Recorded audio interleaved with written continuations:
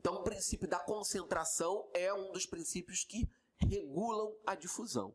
Outro princípio importante é o que fala da superfície. Ou seja, quanto maior a superfície de troca, mais gás passará de um lado para o outro. Tá? Quanto maior for a superfície disponível para a troca, mais gás, e gás entenda como oxigênio e gás carbônico, mais gás transitará. Então, peraí, Marcelo, você está me dizendo que durante a inspiração, no momento em que esse alvéolo aumenta de tamanho, essa superfície de troca também aumenta de tamanho? Sim. E ela aumentando de tamanho, ela facilita o transporte gasoso, o intercâmbio gasoso, tá? Então, existe uma relação de proporcionalidade entre superfície e difusão gasosa. Quanto maior a superfície, maior será a difusão gasosa, ok? Outro princípio que ajuda na regulação do intercâmbio é com relação à espessura da membrana alveolar. O que a fisiologia diz pra gente? Quanto mais espessa, quanto mais grossa for a membrana alveolar, menos gás passará de um lado para o outro. Tá? Então, quanto mais espessa, menos gás transitará. Gente, isso tem até uma lógica, né? Se eu estou com uma membrana, com uma parede muito grossa, muito espessa, isso, obviamente, dificultará o transporte gasoso por essa parede, por essa membrana. Eu posso também dizer que quanto mais fina, quanto mais delgada, quanto menos espessa a membrana alveolar for, mais fácil será para o oxigênio e o gás carbônico se deslocar entre as membranas, entre essa membrana, tá? Então, olha só. Esses três primeiros elementos reguladores da difusão são muito importantes para a prova. Isso cai muito em prova. Por quê? A concentração, a superfície e a espessura, esses três elementos juntos, compõem a principal lei que regula a difusão gasosa, que é a lei de Fick. Ok, gente? Esses três elementos, concentração, superfície e espessura, compõem a principal lei que regula o intercâmbio gasoso, a difusão gasosa, que é a lei de Fick. A lei de Fick fala da concentração, a lei de Fick fala que o gás se desloca de um ambiente de alta concentração para um ambiente de baixa concentração. A lei de Fick fala que quanto maior for a superfície alveolar disponível para troca, mais gás, mais oxigênio transitará de um lado para o outro. E a lei de Fick fala que quanto mais espessa for essa membrana, menos gás conseguirá passar por ela. Ou você pode colocar da maneira inversa. Quanto menos espessa, quanto mais fininha for a membrana, mais gás, aí sim, transitará por ela, tá?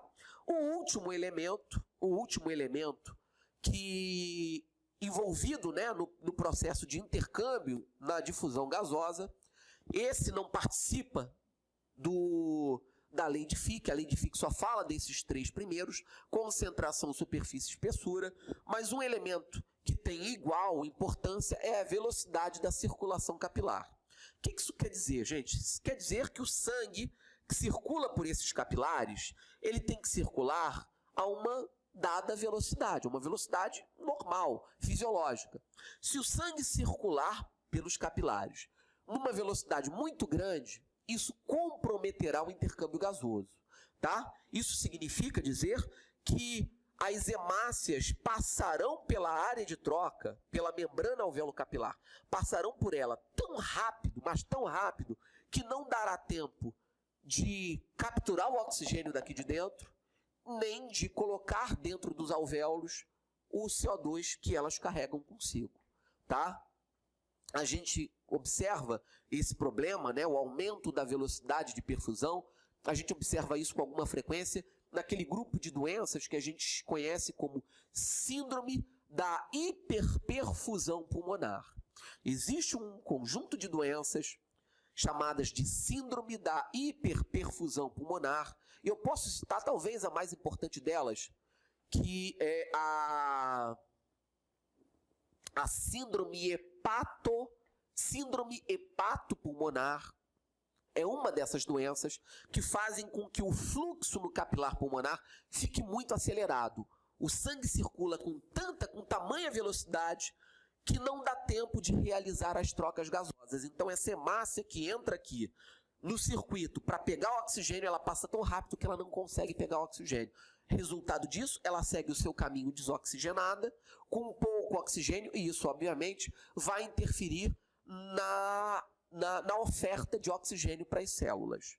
Ok? Vamos dar uma olhada rapidinho como é que isso pode cair em prova.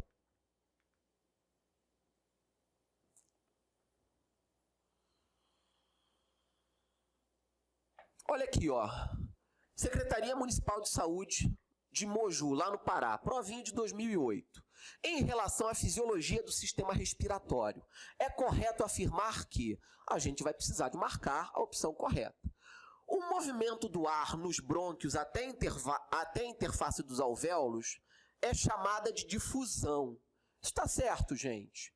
O ar se movimentando dos brônquios até os alvéolos, a gente chama isso de difusão? Não, a gente acabou de falar. Difusão é o movimento do ar, dos gases do alvéolo para os capilares. Tá? O ar no transitar pelo sistema respiratório, isso não tem a ver com difusão. Difusão é a troca gasosa que ocorre ao nível alveolar. Então essa primeira está errada. O shunt designa o ar que entra no sistema arterial através das áreas ventiladas no pulmão. Gente, a B de cara está errada. Imagina ar entrando no sistema arterial, imagina ar dentro das artérias. Isso é um absurdo, né? Isso não existe. A lei de Fick, olha só, a gente acabou de falar, a lei de Fick afirma que a velocidade de transferência de um líquido é diretamente proporcional à espessura do tecido. Opa! Lei de Fick fala de transferência de líquido? Não, a gente acabou de ver que a lei de Fick trata da transferência dos gases. A hipoventilação, a difusão deficitária, ou seja, a hipoventilação é a quantidade de ar que chega nos alvéolos menor. O indivíduo hipoventila quando chega menos ar aos alvéolos. A hipoventilação, a difusão deficitária, ou seja, o defeito na troca gasosa, o shunt e as alterações na relação ventilação-perfusão são causas de hipoxemia? Sim. Essas 4 situações listadas são comumente causas de hipoxemia. E por último, as trocas gasosas durante a respiração iniciam-se a partir dos brônquios lobares? Opa, de jeito nenhum, ó. Lembra? Olha aqui os brônquios lobares. As trocas gasosas iniciam aqui? Não. Por que que não? Porque não existem alvéolos. As trocas gasosas se iniciam na zona de transição e na zona respiratória. Ok? Então, a opção correta nessa questão é a letra D. Tá? São Bernardo do Campo, 2004. Sobre a interdependência pulmonar, responda a alternativa correta. Vasos pulmonares diminuem o seu calibre quando o volume pulmonar aumenta. Vasos pulmonares diminuem o seu calibre quando o volume pulmonar diminui. Alvéolos independem de alvéolos e região dependente apresenta vasos mais calibrosos. Bom, gente, olha só. Quando a gente fala da relação entre vasos e alvéolos, essa relação se dá de 2 maneiras. Porque, na verdade, a gente tem 2 categorias de vasos. A gente tem aqueles capilares, aqueles vasos capilares que a gente chama de capilares intraalveolares, e a gente tem os capilares que a gente chama de capilares extraalveolares. E eles se relacionam com os alvéolos de forma diferente. Os capilares intraalveolares, à medida em que o alvéolo se insufla, o alvéolo aumenta de tamanho, esses capilares, ditos intraalveolares, eles se comprimem. Eu posso dizer que os alvéolos apertam os capilares, tá? Nos capilares extraalveolares, a relação é diferente. Na medida em que os alvéolos se insuflam, os capilares também se insuflam de sangue, tá? Então aqui, essa questão fica difícil da gente entender a qual capilar ele se refere. A qual capilar ele se refere. Mas, partindo do princípio de que sejam os capilares intraalveolares, eu posso afirmar que os vasos pulmonares diminuem o seu calibre quando o volume pulmonar aumenta. Ou seja, à medida em que os alvéolos aumentam o seu diâmetro, os capilares reduzem o seu diâmetro.